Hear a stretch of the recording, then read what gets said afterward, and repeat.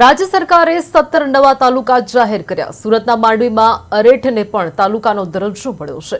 માંડવીના ધારાસભ્ય કુંવરજી હળપતિએ રાજ્ય સરકારનો આભાર વ્યક્ત કર્યો। અરેઠને તાલુકો મળવાથી સ્થાનિક લોકોને કામકાજમાં સરળતા મળશે અને સમય બચશે। અરેઠ હવે સુરત જિલ્લાનો અગત્યનો તાલુકો બનશે।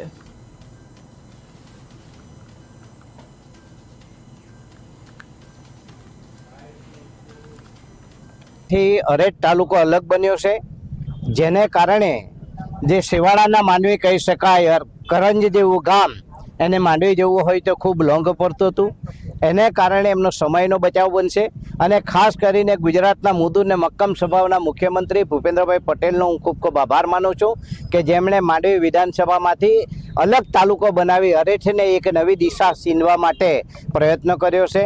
સાથે સાથે અમારા પ્રભારી મંત્રી ભાઈ શ્રી નાણામંત્રી કનુભાઈ દેસાઈ એમણે પણ જહેમત ઉઠાવી છે અને સંદીપભાઈ દેસાઈ અને સાથે સાથે મારા વડીલ ભાઈ પાનાચંદભાઈ જ્યારે તાલુકા પંચાયતના માંડવીના પ્રમુખ હતા ત્યારે એમણે દરખાસ્ત કરી હતી, પરંતુ ઘણા સમય પછી 75 વર્ષ પછી એને નવો તાલુકો મળ્યો છે, જેથી અરેઠની જનતાને ખૂબ વિકાસના કામોમાં રફતાર પકડશે અને આવનારા દિવસમાં અરેઠ હું માનું ત્યાં સુધી સુરતમાં નંબર 1 તાલુકો બનીને રહેશે, એમાં કોઈ શંકાનું સ્થાન નથી।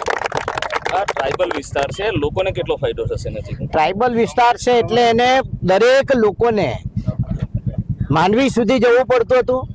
કરંજવાળા માંડવી જાય તો અડધોથી પોણો કલાક નીકળતો હતો, ત્યારે આજે અરેઠ તાલુકાની અંદર એમણે આવવું હોય તો 20 મિનિટમાં એનો સમય બચાવીને એ અરેઠ તાલુકા પંચાયતમાં આવી શકે અને